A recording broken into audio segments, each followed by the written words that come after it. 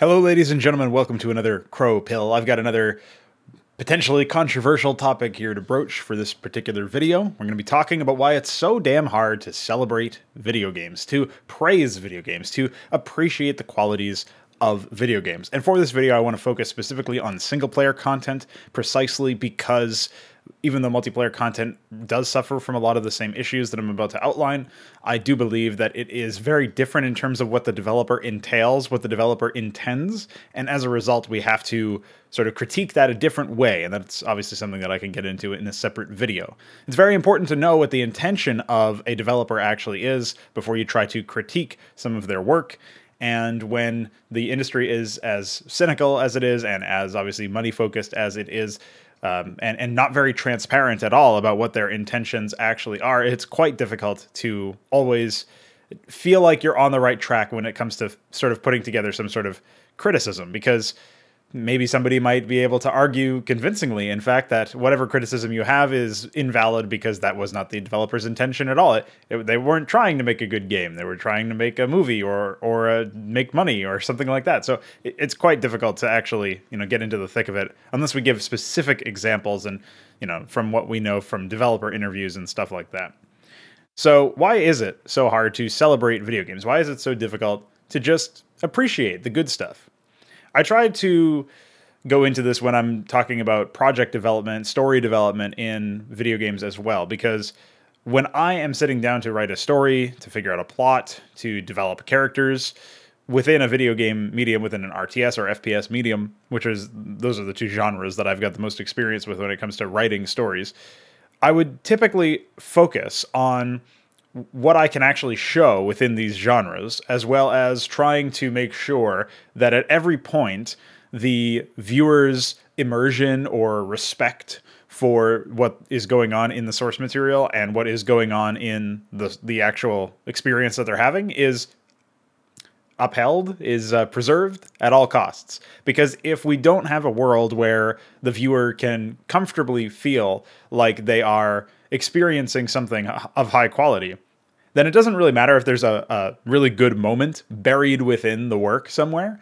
What matters is that they will always have to have that asterisk next to the recommendation, or that asterisk next to the praise that they have upon a particular moment. So when I make my own custom campaigns in an RTS context, for example, even if there's this really epic moment towards the climax of the story, if everything that led up to it has some serious, significant flaws that cannot be remedied or ignored, those are situations where even if you get to that epic moment at the end or towards the end of the project, you are unfortunately going to have to leave an asterisk next to any discussion of that moment that says, well, this element of it that was built up over the previous maps, the previous missions and levels, all of those events kind of, sap at its worth. They don't really paint a pretty picture in that sense. And otherwise, if you want to just celebrate it, you have to ignore everything that went into its flawed creation, right? All of the flaws that contributed towards it not being fully acceptable the way it is. And that is essentially the problem with the asterisk. Like the alternative title to this video is like the problem with asterisks in video games, right? Like the fact that you have to leave that little asterisk there is like, oh, sorry guys, this is, I want to be able to recommend this game, but there's all of these things that hold me back from giving you a wholehearted recommendation. So as a result, I've got to find some way to change my recommendation to, if you don't mind this, or if you appreciate that, or, it suddenly becomes a lot more nuanced and a lot less black and white. And I think that maybe to some extent this will always occur, specifically when it comes to certain genres. But when it comes to the qualities of games, in a perfect world, or in a slightly better world, we wouldn't have to deal with those kinds of asterisks. We wouldn't have to make those kinds of concessions when we are trying to recommend a game or discuss a part of a story. And this obviously doesn't necessarily just apply to video games, but video games specifically have more issues associated with them the deeper you look, basically, right? So, well, maybe the same can be said for something like a movie or something like a book. When you figure out what it's like to develop a video game, when you familiarize yourself with the process used by developers, then generally speaking, it becomes a lot harder to forgive any potential issues even if you have some background information on what the development process was like, because ultimately the development process, while it's useful for grounding any criticism you have in the understanding of what the developers had to do, it washes away given the situation of the consumer. Like, I paid money to play and I purchased your game and I want to play a game. I want to have an experience. I want to get my money's worth, whatever that means. That means that to some degree, there is an entitlement there that is missing from the overall experience if the product is low quality. And so the sort of curious case here that we run into is, even if there's some sort of excuse for the low quality, like the lead programmer had a new kid, and so he had to go get out of there and take care of the new kid for a while. And so then they had like junior programmers come up, or there was a workplace injury, or the workplace conditions were not great, or the tools that the developers had to use when they were making their product, like the engine or the development tools, they were low grade, they were low quality, or the team was understaffed, or the budget was mismanaged. I mean, these are all things that could account for why a product was low quality, but it doesn't change the fact that the product was, in the end of the day, low quality. And that is the main concern here, right? So if we accept the premise at the very onset of this sort of conversation that video games suffer from these issues, and you familiarize yourself to the extent that you do with the process that even some elements of video games are put together with, like if you know how graphics are put together, or you know about technical art, implementing UV maps and stuff like that, you can go as specific as you like. You can figure out what the process is for selecting voice actors and editing the audio. You could figure out what the process is for storyboarding cutscenes and planning mechanics and all this other stuff. Like, even if you just figure out one or two parts of the puzzle, all of the different pieces that go into the production of a video game, that will still give you enough context to see some pretty heinous flaws where I don't think you see the same thing, even as a trained eye or a learned individual from behind the scenes. I think it's quite different between different mediums. Like, people who are watching some of these Hollywood movies, for example, there's plenty of things to criticize there, don't get me wrong. But the difference is that by and large, even the people who are experts in that field, I would hazard a guess, generally are okay with some of the special effects, for example, right? There's elements where, even as a learned individual, you are not seeing regular issues crop up over and over again. Now, obviously, in some cases you are. I'm sure if there's a veteran script writer that's written a lot of screenplays, he might walk into every single movie and not be able to enjoy it to the same degree, because he knows how screenplays are constructed and he sees a bunch of flaws. Whereas only the top, upper echelon or whatever of films have really tight screenplays that are translated well onto the screen itself. So to some extent, maybe there's some counteraction that you can have, some sort of counter example you can have for that. But video games really lack that kind of upper echelon that I'm talking about here. Video games lack the counter example. That's a third alternate title here for you. And the counter example essentially is basically an example of something done well. Like, if you have plenty of examples of things done really poorly, you've got plenty of examples of games where the budget was mismanaged, or the talent was lacking, or the tools were low grade and that led to a very buggy result.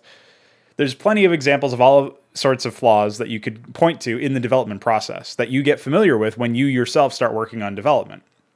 And for the most part, it all comes down to people who either didn't care enough to learn how to do it properly, or didn't have enough time because they were pressured by outside forces like a publisher or investors or whatever to fix the issues that cropped up.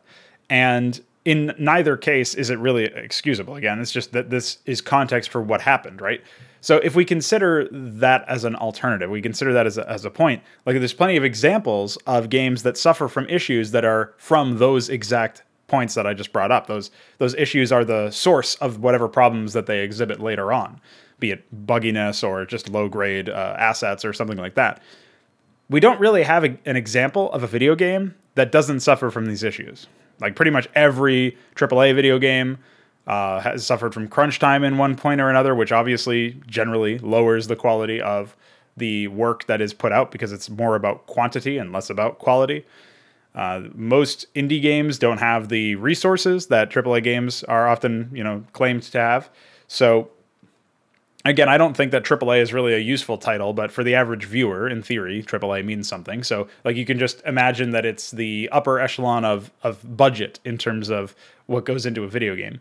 And all of those games have problems. It's just now become like commonplace, for example, to have to wait until after a game launches so that you can wait for the bugs to be fixed and wait for the opening experience to be adjusted, even in single-player content, like this Cyberpunk 2077 game, for example. I've seen a very large number of individuals who say they're not going to pay for it at launch, not only because of potentially prohibitive costs up front for them individually, but also because they believe that somebody is going, like the first buyers, the day one buyers, are going to be beta testing the game when it should have been beta tested in development. To whether or not that's going to be the case for Cyberpunk 2077 is entirely irrelevant, because it's just been a trend in the industry at this point. Like, most people end up beta testing it in one way or another. And for example, when there's a delayed PC launch, a lot of people claim that the console gamers are beta testing it for the PC gamers, which, while funny, is usually, I would say, inexcusable as a trend in general, right?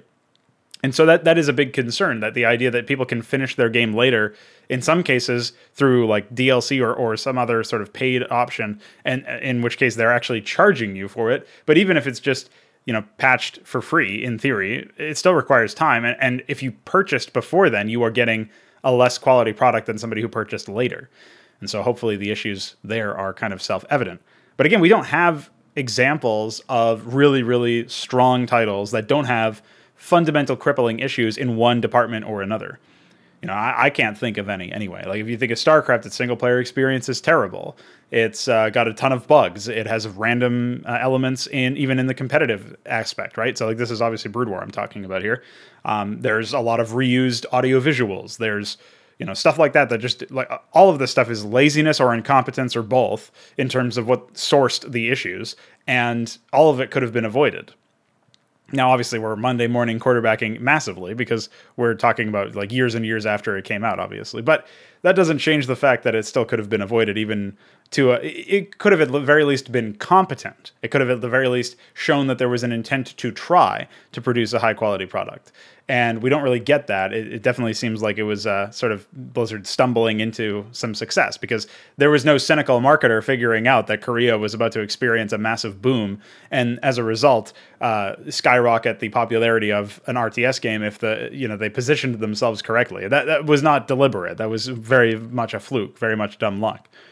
We can take a look at more modern games as well for this example. We can take a look at like something like Diablo 3 that has just terrible graphics visually. It's very much like a phone game, which is ironic given what was announced for Diablo after the fact. Of course, it doesn't perform very well. Might as well be made on Unity for all I fucking know. It looks pretty fucking bad, dude. That by itself is crippling before you get into any potential gameplay issues, of which there are quite a few.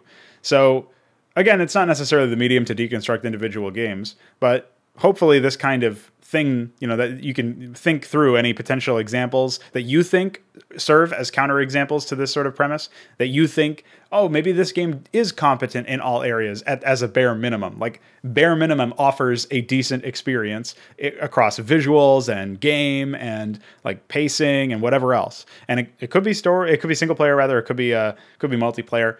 I am interested in hearing people's thoughts, but I would definitely encourage you to really think about the principles I outlined here, about like considering whether or not each individual aspect of the game is actually done well, or if one of them does suffer from crippling issues, before you make any suggestions as to which game might be there. And on the contrary, if you can think of games that have crippling issues but also have something really, really positive about them that you think maybe transcends the crippling issues to some degree, it's fine also to put forth them as not necessarily counterexamples, but at least examples of something done somewhat competently.